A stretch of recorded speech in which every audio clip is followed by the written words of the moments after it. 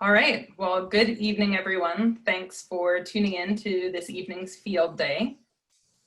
Your hosts for this evening are Sam Bennett from Galva, Iowa, and Jon Bakehouse from Hastings, Iowa. Jon and Sam grow corn and soybeans in the north and south portions of western Iowa. Since joining PFI in 2013 and 2018, Jon and Sam have jointly conducted at least 7 on-farm trials, and this season they'll be bringing that number up to 10. Tonight, Sam and Jon will share some of their findings from last year's on-farm research that they conducted. They'll give some details about the research they're conducting this year that's a continuation of that trial. And then they'll bring it all together by sharing experiences and perspectives on what conducting PFI on-farm research is all about and what it's really like. The on-farm research that Jon and Sam have been conducting and we'll be discussing tonight has been supported in part by the Iowa Department of Agriculture and Land Stewardship and the Division of Soil Conservation and Water Quality, and we appreciate their support.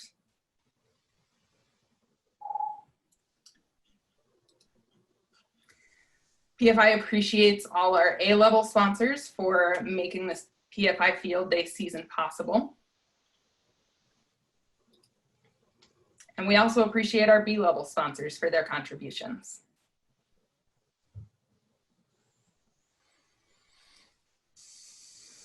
My name is Haley Nelson, and I'm here tonight on behalf of Practical Farmers of Iowa, otherwise known as PFI. PFI is a nonprofit organization committed to its mission of equipping farmers to build resilient farms and communities.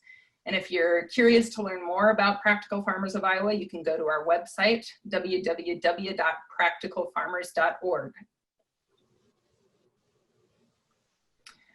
Tonight's field day will last until 8:30, and it will consist of 3 segments. Sam will present, followed by Jon. They'll each have 15 minutes to present. And then we'll have up to 25 minutes for a Q&A at the end of the session.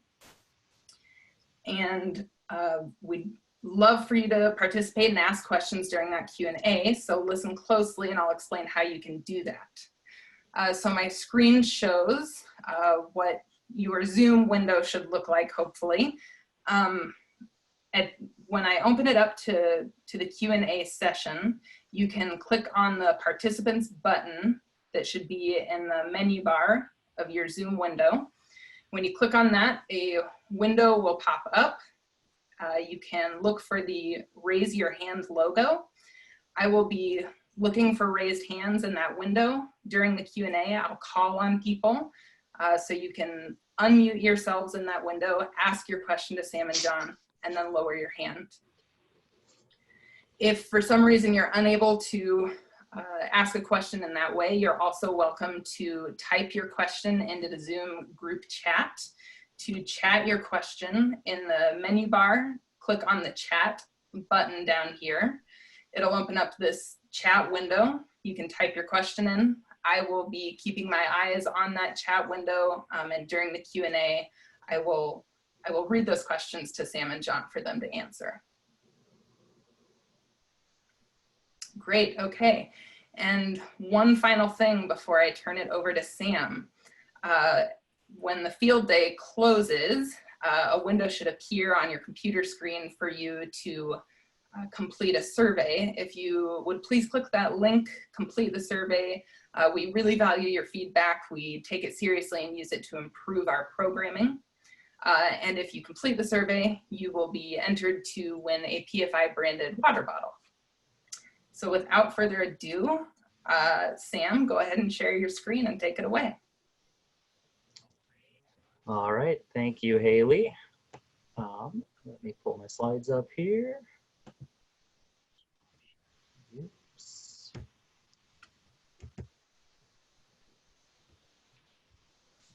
Can you see that? It's going here. There we are. All right. Like Haley said, I'm Sam Bennett. I live near Galva, Iowa, in kind of the northwest side of the state. I live 50 miles east of Sioux City on Highway 20.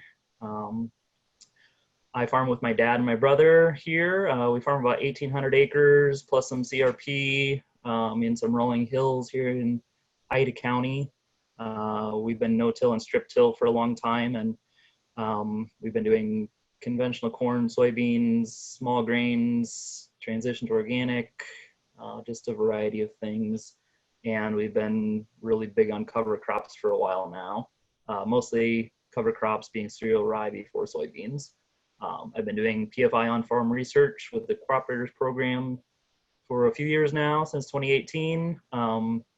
And what a different year. Last year, about this time, had trials going on the farm, had an in-person field day here with 100 people, and tonight I'm here in my shed office in my slippers doing this. So it's just a little bit of a different year. Some of my favorite parts of PFI are attending field days and sharing field days and doing trials and sharing that in person and letting people come out to my farm and check things out, and neighbors stopping by. And it's just been a little quiet around here this year. So, but still happy to be doing trials, and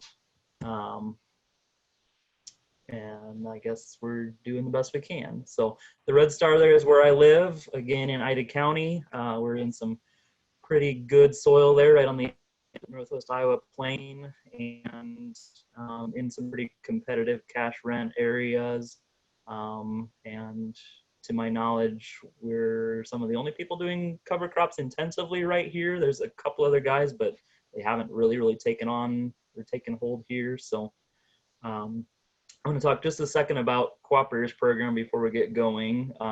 There's a whole group of us through PFI that do on-farm research that includes row crop people, livestock people, and horticulture people, and we all share data through the Cooperators program. And if you haven't been to PFI's website, just about every research project we do is published in some really good research reports in the resources tab right there on the PFI website, and scroll down to the research reports part of it, and almost all the data I'm going to share tonight is right in here. There's several of them with similar trials, similar trial names that we've done over the years. So I'm just going to share what we're doing for some trials this year and what we hope to learn from that. Hopefully John gets into more of the philosophical part of why we're doing these, but I really like to just share what I'm doing and have a good conversation about some of the data from that and what we're learning, and go from there. So this year, our trials are kind of focusing on, are we terminating cereal rye after seeding soybeans, or maybe not? We are playing with possibly letting some rye grow with the beans until it's mature and just seeing what happens with that. So I'm going to talk just a second about some trials last year that we did. A delayed termination trial here. I planted beans May 11th last year and sprayed some rye right then, and then waited about a month after that to spray the rest of it. And so that's obviously the rye on the left there. And that was drilled rye planted last October 2 years ago. And several people across the state, including John and Tim Searin, did this project also, just to kind of see what we could get away with almost. We've learned that we can get away with quite a bit of rye biomass in beans without affecting yield. So there's just a trial protocol for that. So that's a little bit what the trial looked like in June. You get some strips like that going in your neighborhood, and that kind of gets your neighbors talking. And whenever I went to the coffee shop, they wondered what the heck I was doing. So it went from bare ground and beans there to just a few weeks later, where the rye was green, that's sprayed rye, and then I had a straw field, it almost looked like, and people wondered what the heck is there, and nobody knew there was beans under there unless they went and looked. So, but the result of that trial was, in the end, where I'd sprayed that rye early, I had weeds, and where I let that rye get really big, I didn't really have weeds. And for the sake of this trial, I didn't put any post-applied herbicide on my soybeans there. So that just had basically a couple residual pre's and a rye burn down pass with glyphosate. So obviously that extra biomass, that rye there, is doing something for weed suppression. And I've been sold on cover crops for a long time. There's a whole lot of other benefits. We could have 10 field days about all these other benefits of cover crops, but I've seen that this is kind of the low-hanging fruit, and the way that I can see results from year one with cover crops and see a direct payback on my bottom line, that these cover crops are doing good and paying for themselves just in some extra weed control.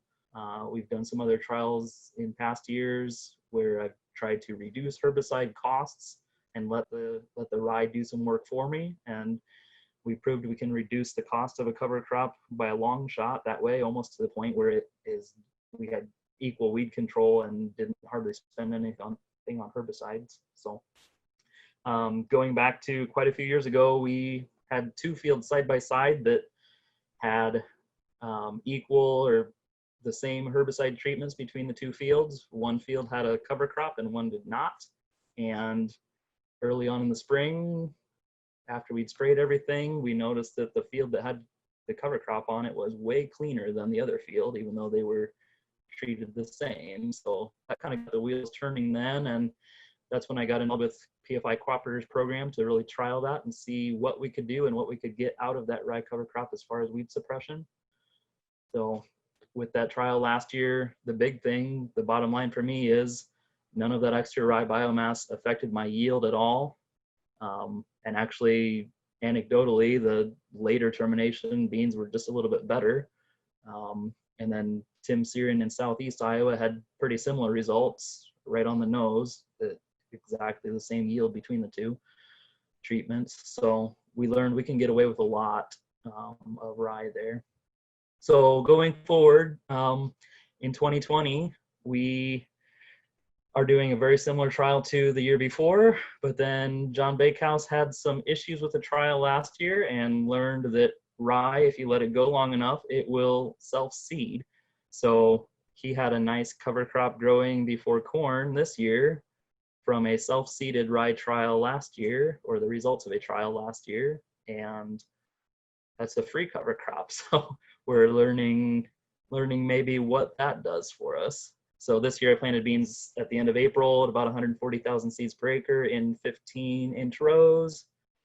And our rye was seeded with an airplane last September, right after Labor Day, just 45 pounds. So it doesn't take a lot. I think in my system anyway, a light stand and possibly the pre-emergent herbicide that I'm using is also dinging the rye a little bit, hurting it or setting it back. So it's not super, super competitive with the beans, but it's enough, and it's obviously competing with the weeds. So they're just kind of, obviously, I would love to have everyone on my farm right now looking at this, tromping around in the rye, but tonight we get pictures. So that was early on. You can see I just sprayed some strips there a couple days before that are kind of starting to die off there in those strips.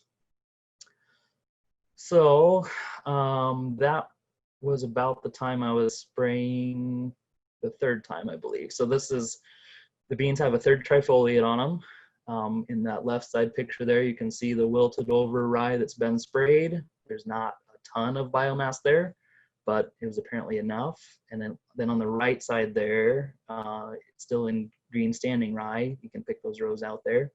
So the beans don't look that much different right there. And then this one is just the other day. So the photo was June 11th, so that was Monday. So I had sprayed my strips. This was the early strip. This was the 2nd strip that I'd sprayed at the first trifoliate on June 3rd. And then obviously you can see those strips that still have untouched rye.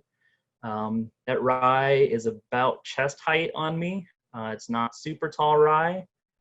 And we did do biomass samples, so we'll get to that in a second. And in the foreground here is corn. That's what looks a little bit different there. My termination passes were 40 ounces of Roundup Power Max and nothing else in the tank when I did those. So we've seen in other years where the beans in the standing rye, they're searching for sunlight and they get leggy, they get lanky, they get kind of pale, they have smaller leaves. In the end, it hasn't ever affected yield, but when I'm out in my trials looking at them right now, that's what I'm looking at, is beans that maybe look leggier than they should. So these first couple pictures are in that first termination. Obviously the rye has fallen over and these beans look like a pretty normal no-till bean field. And against the ruler there, they're 7 or 8 inches tall without stretching them out. And at this point, they've got quite a few trifoliates. In that second pass of termination, where we had quite a bit more biomass when I sprayed it, the beans are kind of spread out. They're kind of leggy. They're kind of thin. The leaves are smaller. And early on, they looked leggier. They looked a lot leggier, but now they've kind of tapered off. They're about the same height as those beans in the first spray pass. And then this is obviously in the standing rye. Again, kind of leggy, and these ones are stretched out to maybe 9 or 10 inches tall. So a couple inches taller. John and I were just talking about before we got on the webinar here that when I was out taking these biomass samples for this, when I kneeled down in this green rye, just the temperature difference down in that canopy of rye, it was cool and calm and comfortable down in there, where you get out in the strips where everything is dry and crunchy other than the beans, and it was hot. So I'm not sure what that's going to do for the beans, but it was a lot more comfortable down in there where the big rye was. I pulled some plants here. I yanked them out of pretty hard soil, so I wouldn't count on counting roots or nodulation or anything like that, but height-wise, they're not all that much different. And we'll see. I've got a good stand. I took some preliminary stand counts, and they're all right in there pretty equal. I'll do some exact stand counts before harvest and see what we have for harvestable stand, but we're right in there pretty normal with the rest of our fields. So with those biomass samples, that very first spray pass to kill the rye at emergence averaged 2,700 pounds of dry rye biomass per acre, and almost double that just a few weeks later.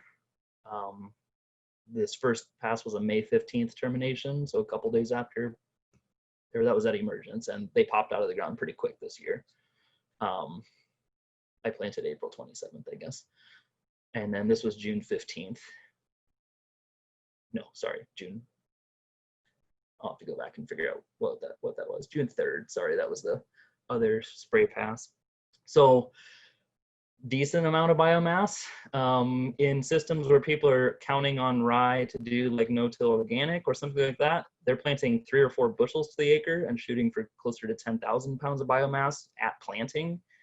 So in this system, I don't want to sacrifice my planting date. I don't want to sacrifice yield, obviously. I want to plant when the soil conditions are fit. So I'm not waiting for a magic number there.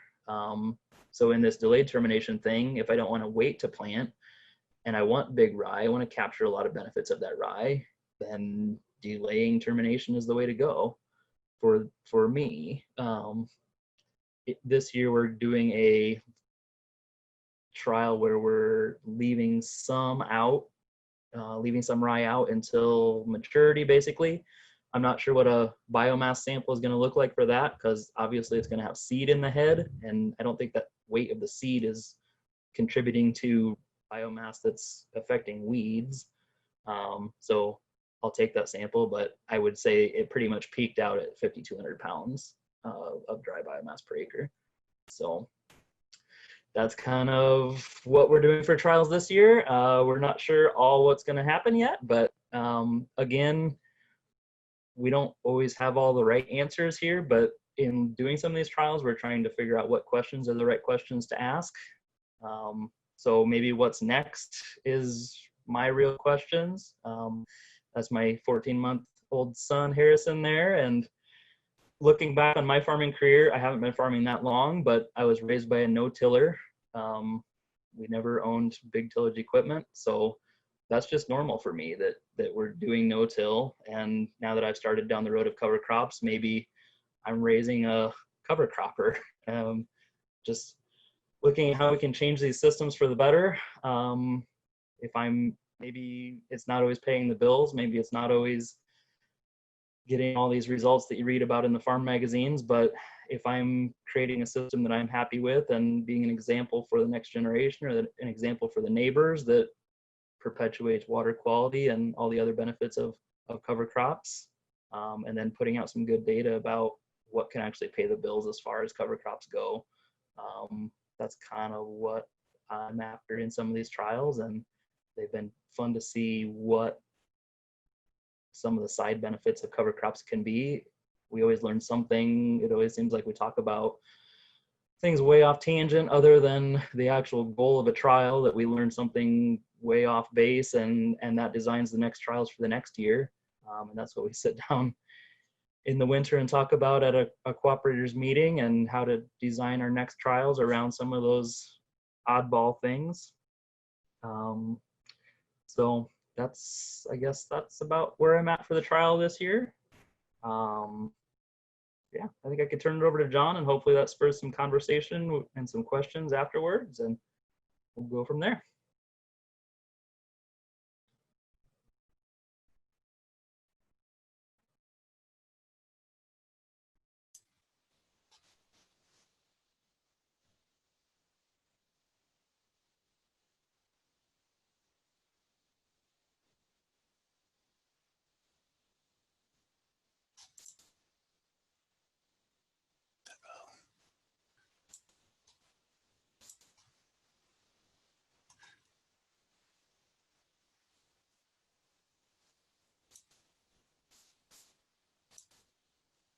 There we go. Haley, can you hear me?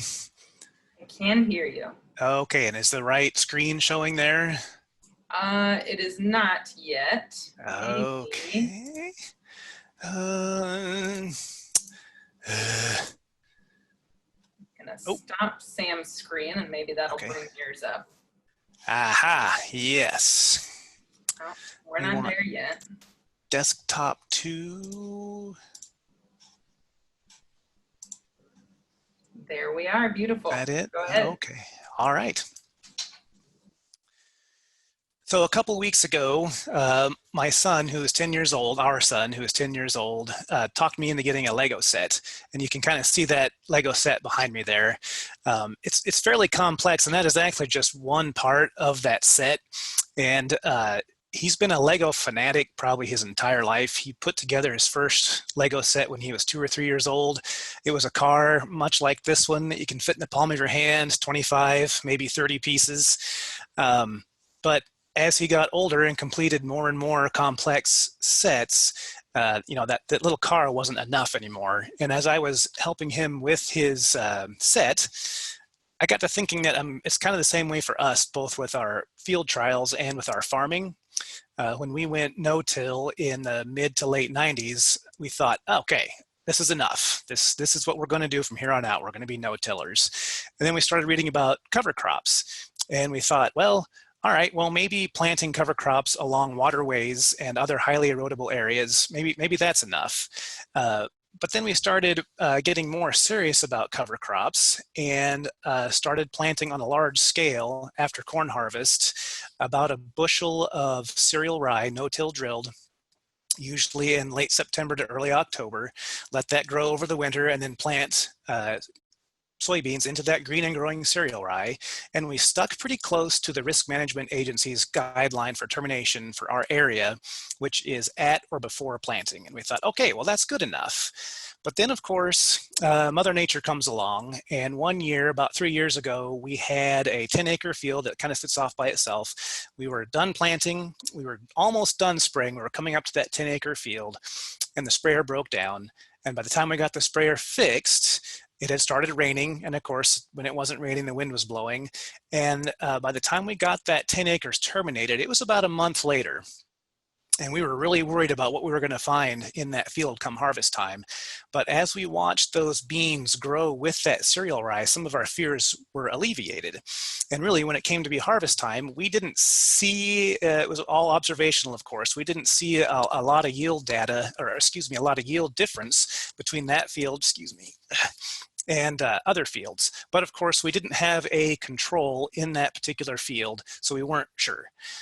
And that's where PFI came in with this particular field trial. Last year was our first year for this trial. And so we were pretty excited to see what we could learn from this trial. I've been farming with my dad for, I came back to farm full time in 1995, 1996, but I've lived on this farm my entire life. It's a family farm. We've been cover cropping for about 8 years and seriously cover cropping for about 5 years. So today I thought I'd talk a little bit about really how long can we let cereal rye go before we see a yield drag, or will we see a yield drag when we plant soybeans into that green and growing cereal rye. And so I'll talk about how our trial went last year, why we're doing it again this year, and how it's going so far. And this particular video that you're seeing is a long view of our field trial. This is the first strip that we terminated here at planting. I was going to include another video. It looks about exactly the opposite. There's only a few green strips left and everything else is terminated. So in 2019, the first go around with this field trial, we learned 3 things. Despite our carefully planned PFI protocol, Mother Nature always has other ideas. 2, sometimes those ideas are better. And 3, communication is key. In the bottom of your screen here, this is a link to the research report summing up the results from last year's field trial that Sam went over. So this picture on the left shows what spring of 2019 was like. It rained and it rained and it rained and it rained, and you can kind of see this hill in the background. That's where our field trial is, but you can't see it because of all the rain. So the protocol called for terminating 0 days after planting or at planting, and 20 days after planting, although I see Sam had 27, so I'm not quite sure what it is, somewhere around 20 days after planting. But because of the rain and because Mother Nature had other ideas, we actually ended up terminating 24 days after planting was our first termination, and our second date of termination was 52 days after planting. So we planted May 15th, terminated our first round June 8th, and our second round July 6th. And you can imagine, by the time July 6th comes around, that cereal rye had put on viable seed head, and really had we waited a couple more weeks, we probably could have harvested that cereal rye. But as it was, we thought, well, we need to get this terminated and follow the protocol as closely as we could. 52 days after planting, I don't know if that's very closely, but we did it anyway. And really what you can see, we had a nice pleasant surprise here. As Sam mentioned, the spring of this year, we had a free self-seeded cover crop. The third thing I'll bring up right quick that we learned was that communication is key, and that speaks to the fact that as I was getting ready to harvest this plot, again, we were pretty anxious to see how that 52 days after planting would yield, because we thought, well, you know, this is it. That is exactly what happened with that first 10 acres, the first problem we had. This was really going to get us some good data. I asked Dad to flag out the strips and assumed he would flag the middle, and he flagged the edges. And so when I harvested it, I harvested exactly half of each treatment. So our harvest data was indeed moot. And that was kind of a disappointment after a year of planning and taking biomass samples and all that work. It just made me sick when I realized what had happened. However, that Mother Nature's other idea, which was this self-seeded cover crop, was a pretty good consolation prize. So we decided that maybe this was worth investigating further. And so those are the things, kind of the highlights just briefly of what happened in our first iteration of this particular field trial. So we were eager to try this again. And so this in the bottom left-hand corner, of course, you've seen this already. Sam outlined that we added some more treatments. Instead of focusing on days after planting, we were focusing on physiological maturity. And we have had some similar challenges this year in that it has been rainy. Most of these pictures that you see are cloudy up until recently. We did have cloudy, cool, rainy weather early. However, we did get, let's see, I'll go ahead and roll this video right quick. We did get it planted on May 12th. And this cereal rye is pretty light compared to what we expect. It was a dry fall, it was a dry winter, and it was a cool spring. So we no-till drill cereal rye about a bushel, 55 pounds, and really we expect that at planting to be about as tall as those boxes on the planter there. And of course, this wasn't it. So when we take those biomass samples, I think we're going to see some lighter biomass weights. And on the right-hand side here, you can see I've got my official PFI sampling quadrangle here, 1 foot by 1 foot, getting ready to take the first biomass sample at emergence. And so a couple of things, interesting things have happened this year. We did get the second and third terminations done relatively on time. Instead of at emergence, we ended up terminating just prior to first trifoliate. And instead of at trifoliate, we ended up terminating at about second trifoliate. But we do have so far 3 very distinct termination dates. So I think that's going to give us some pretty good data on the biomass samples. But what we're most excited about is, as Sam alluded to, the immediate return to cereal rye cover crop, and that is weed control. On the left-hand side here is a treatment that was terminated at plant with generic glyphosate. And you can see all these little tiny weeds coming up here, probably pigweed, water hemp, mare's tail, all kinds of weeds really starting to come up. This picture was taken June 12th. You know, we're starting to see some weeds come through. Had we used a residual, we'd probably be seeing better weed control. However, I think it's more fair to use a glyphosate, just a contact treatment to kind of compare what's happening in the unterminated treatments. And that's what this middle picture is here. And it's a top-down view. It's really hard to get that camera down into a bushel of cereal rye that, is, like Sam mentioned, is chest high. It's hard to get that camera down in there and really see anything of meaning or of value.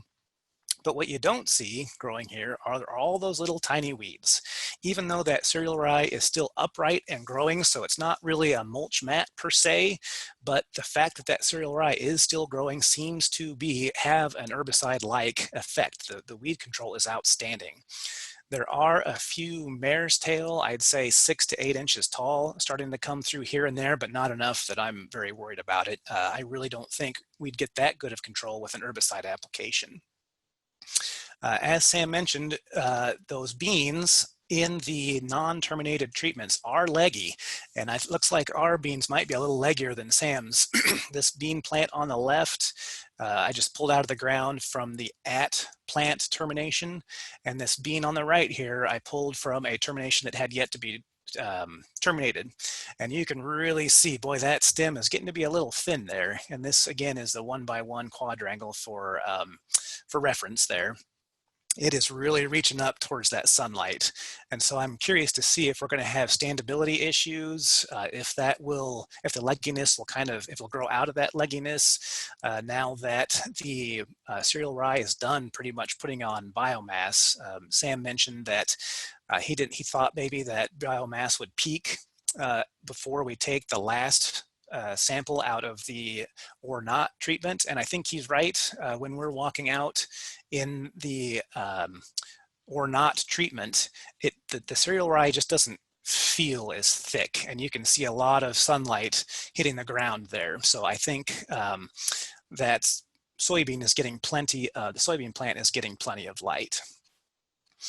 What we're of course also interested in is finally collecting some yield data off of this trial as well. We're also interested in repeating some of our data from last year, like stand counts and biomass samples, to either confirm or refute what we found last year. And that's kind of the beauty of these ongoing trials. We start to get some really good, accurate data, especially when you have multiple participants. It's also been fun to do this with multiple participants because you can email from the cab your or I can email Sam and say, hey, how are things looking? Things look a little weird here. What's it look like in your direction? So that's the main things that are happening in this second year of our field trial. I'm really happy that we seem to be motoring towards some yield data. I think we're going to get some good biomass sample out of this.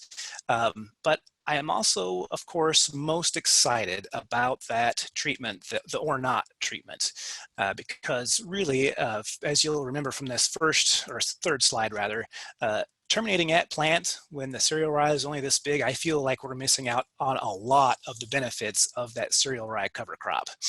I really feel like that's only about half of what we can get out of it. Yes, we have had the soil covered, the soil surface covered. We've had living roots in that soil in the fall and during the winter even, and in the spring. When we get those heavy spring rains, yeah, we've had the soil covered, diffused those raindrops coming down, and it helped that rain infiltrate in with those living roots. But you know, this picture is a month later and we're still getting benefits, those same benefits from that cereal rye cover crop. And one of the things that we're trying to do on our farm, we've set a pretty lofty goal of trying to increase our soil organic matter to 6% on all of our acres. We're currently around 3.5%, 4 in some areas. But one of the keys to increasing your soil organic matter is to grow and retain your biomass. And so we're trying to get out of that mindset of, okay, let's kill these weeds, and instead let's grow biomass. And we're not just getting the weed control, but we're also getting that biomass benefit. So those are some of the highlights of this year's trial and some of the things that we're excited about. And I hope that what Sam and I have talked about tonight will give others, and maybe even the risk management agencies, some confidence to let this cereal rye cover crop run. I think growing that biomass is really important for the reasons I just gave. And I wanted to end with this quote from Jim Bender. I just read a book that he wrote in the mid-90s called Future Harvest. And he had a way with words that I really agreed with. And he went pesticide-free in the mid-90s, and he was kind of talking about why he went pesticide-free. And he said, really simply, the goal of being pesticide-free can by itself push a farmer to more and useful skills and knowledge than he or she would otherwise attain. And I really feel like it's on those edges. It's on the mistakes that we make, or maybe we should say it's in the direction that Mother Nature tries to nudge us, where the real knowledge is, where we can start to really increase the resilience of our farm for both our generation and generations to come.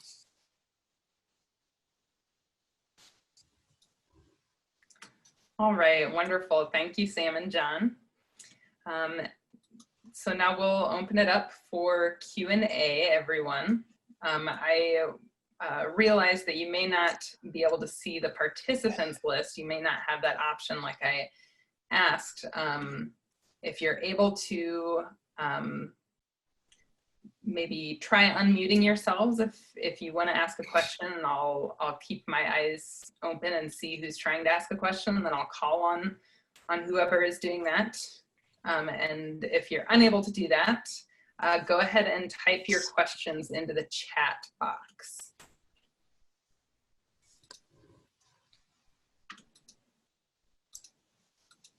Jon, one comment about this trial that I just kind of thought about, you talked about living roots in the soil all the time is something we've talked about as cover croppers for a long time.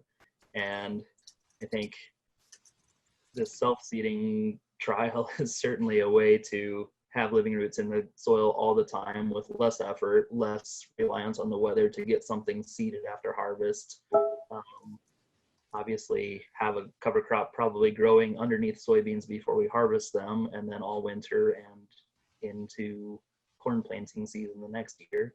Yeah. So there's some benefits there that are going to be interesting to watch throughout the year. So I see that we have a question from Stephen McGrew. Stephen, I'm going to allow you to talk and unmute you. Oops. Can you hear me? There you go. Go ahead, Stephen. Yeah, hey, Jon and Sam. I just terminated some 3-foot tall wheat today in some strips for the Iowa Soybean Association, and Yeah, it was just 25 pounds by air and then some other things too. And I'm wondering what you guys think about not planting it so thick to see what would happen. It'd be less competitive to the beans, maybe. Yeah, so Stephen, Iowa State has actually done some research with self-seeding wheat, and they did find a yield drag in soybeans in the treatments that they did not set back. So they did various methods of setting that winter wheat back, whether that was skipping rows when they planted it or terminating specific rows in the spring with a hood that went down the rows. I think they even used a shredder or some sort of desiccator to help set that wheat back.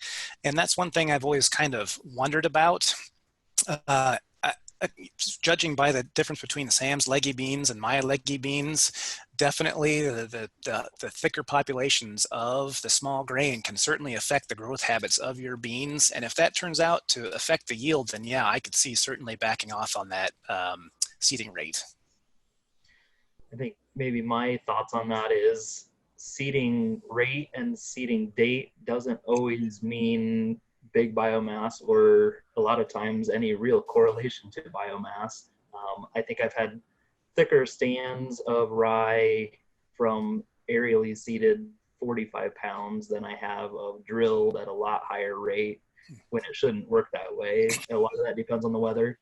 I'm interested to see what the self-seeding portion of it is. We don't have control on when that really gets seeded or when it seeds itself, or maybe what the weather looks like after that. So I'm interested to see what the stand looks like after that. But as far as my trial last year, we got away with no yield loss with quite a bit of biomass with the rye there. So I'm not sure all what we can get away with there, but it seems like maybe a lot. But I have read that Iowa State information too, that they've had some yield loss that way with wheat anyway. Great, thanks Stephen for your question.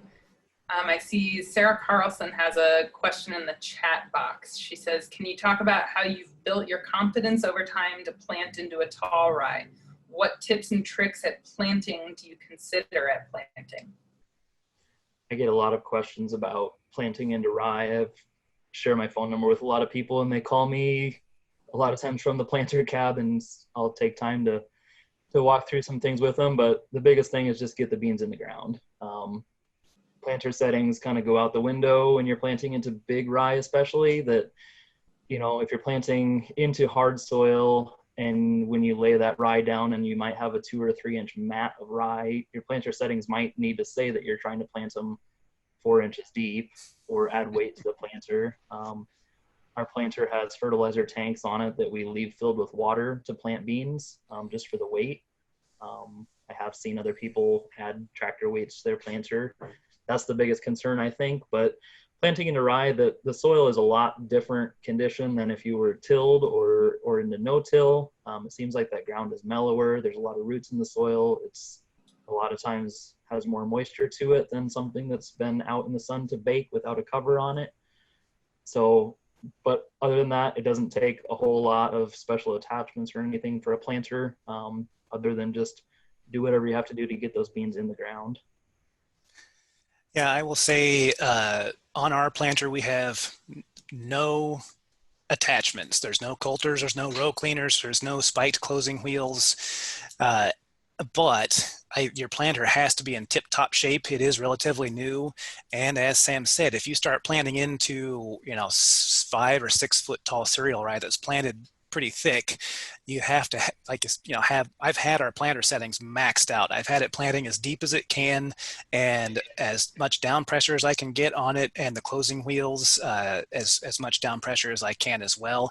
That's a pretty rare occurrence so far. When that happened, we had a bushel of cereal rye drilled late September into some pretty fertile ground, and that was the thickest stand of rye I have ever seen, and a lot of it ended up going down.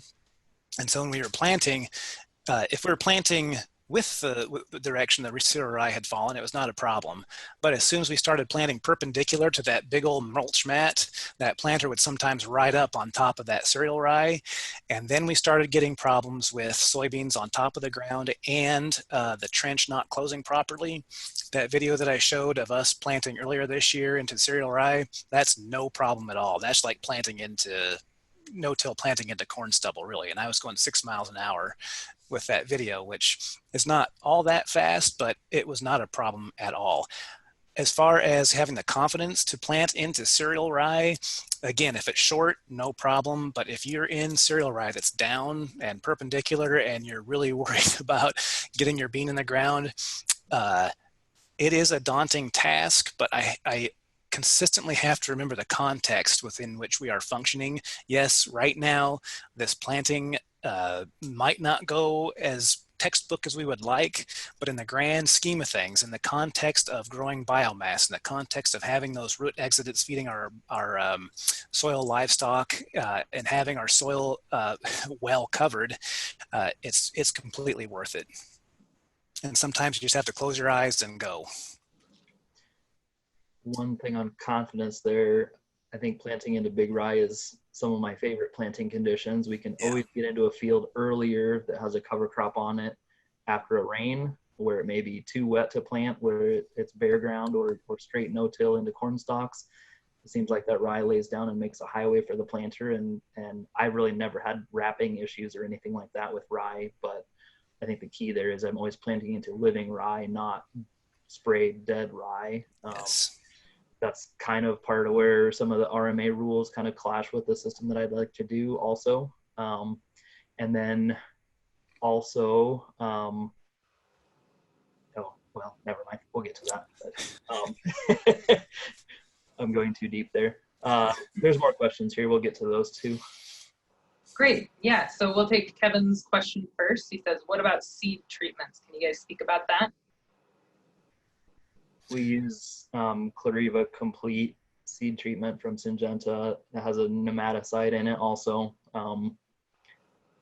We haven't seen a whole lot of pest issues as far as anything directly related to the cover crop. I've read about some things. I've scouted for a lot of things. I've just never had a big issue with that. Also, geographically, I'm 100 miles north of Jon, so he's got more biomass probably earlier in the year because he's warmer. There's a big difference there. And most of the issues I've seen with some of those pests are further south in Iowa, and I think that's directly related to heat units earlier in the year and when those pests are moving. So we do not use seed treatments on our beans. There was 1 year in a field in the bottom that I thought maybe we would have benefited from a seed treatment. So I asked our local agronomist to come down and take a look at it. And he said, well, if I was selling you a seed treatment, I would say, yes, you should have planted a seed treatment. But he said, as an agronomist, I can't say with any confidence that a seed treatment would have made a difference. So we have opted to not plant treated soybeans, and so far I have not seen any issues. We have another question from Stefan. He says, are your neighbors taking notice of these trials and your practices in general? Yes. Can we leave it at that? Well, go ahead, Sam. Go ahead. Yes. I don't know if this screen is still being shared or not, but our neighbors live right here. So they can look down on this trial just like we can. And actually, this, as you can tell, this particular trial, thanks to Stefan's brainstorming, is actually planted perpendicular to the rows. So not only do they think we're crazy for growing cereal rye and letting it go way past RMA recommendations, they probably wonder why we're terminating our rows perpendicular to the soybean rows. But we have gotten a lot of questions. Well, I don't know about a lot of questions, but we have gotten questions from neighbors about what we're doing, why we're doing it. Early on, I couldn't really answer why we were doing it other than it just felt like the right thing to do. Now I can say with confidence, because of these field trials, we're seeing an immediate return with our herbicide or weed control. I've had a lot of comments, a lot of phone calls, a lot of coffee shop talk about what we're doing, good and bad. But I mean, even the comments where they think, what's that guy doing? it's obviously gotten the wheels turning in somebody's head and they're thinking about it. And people, especially with livestock, have asked me a lot of questions about growing rye. I've grown rye for seed before too, so I've had some experience with it. There's a lot of people using rye for silage for cattle, and so they've asked some questions about that, especially because I'm the only other rye field in the neighborhood that they could go look at to see what's up.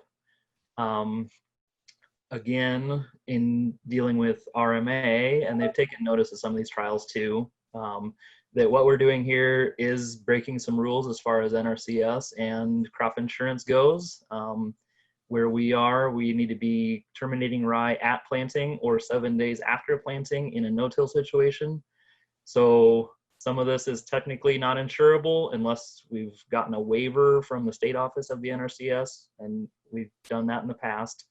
And they're certainly interested in what we're doing. They'd like to see bigger cover crops on the landscape because they're getting calls that people are drilling rye or another cover crop in way late in the fall and then coming back and tilling it early in the spring. So they're getting virtually no growth, and then they're convinced that cover crops don't work, that they don't do anything. Well, obviously they don't do anything. You killed it when it's 2 inches tall.